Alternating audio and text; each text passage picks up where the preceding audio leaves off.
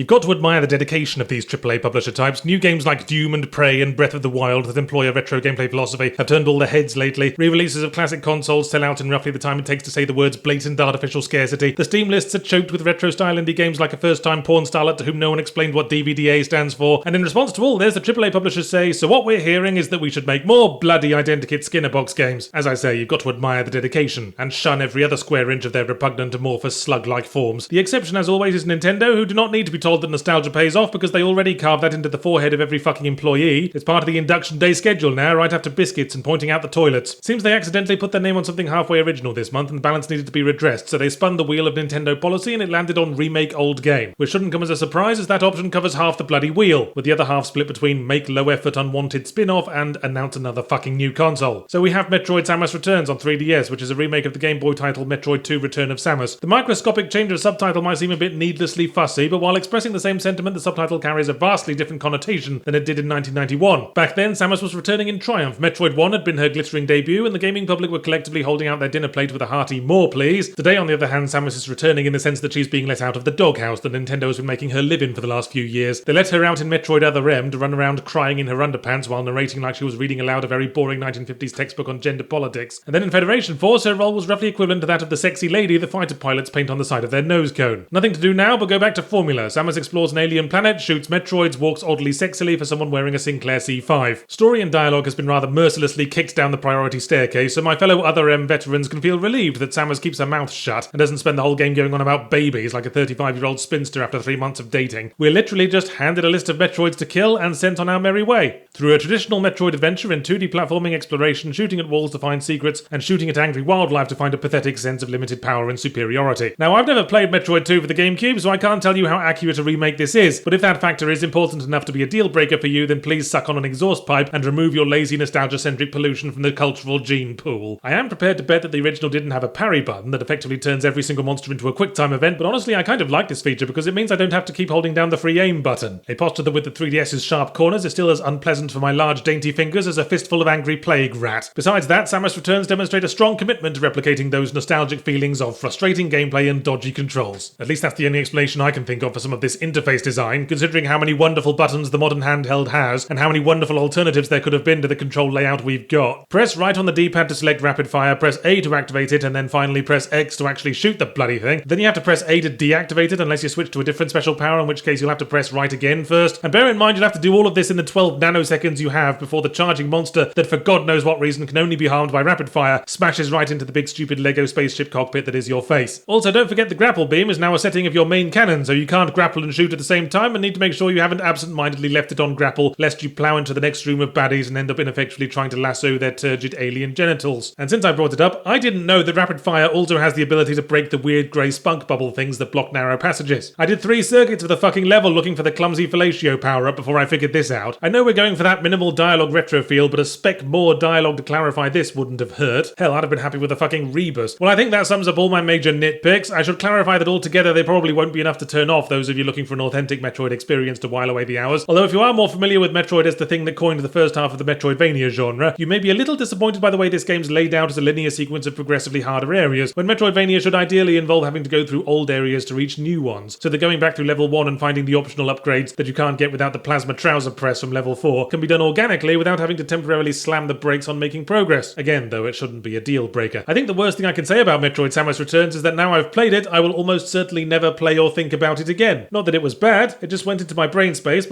said, yep, that's a Metroid game alright, and then kicked it straight out the exhaust pipe. I've had a similar revelation of late concerning Zelda Breath of the Wild. I remember being into it, I remember liking being into it, for there is such a thing as not liking being into something. Heroin springs to mind, but I don't think I've spared it a single thought ever since I beat it. See, this retro style, heavier on the open-ended gameplay, lighter on the linear story, is all very well, but there was no need to throw the baby out with the malfunctioning automatic circumcision device, and while gameplay keeps us occupied on the moment-to-moment level, story is the part of the game you actually remember and stays with you. I suppose it's a question of what you'd rather have been in high school, the kid no one noticed or the kid who tried to castrate themselves with a belt sander. Do you mind not getting invited to parties, or can you accept that every time you show up someone's going to hum the opening riff to Enter Sandman?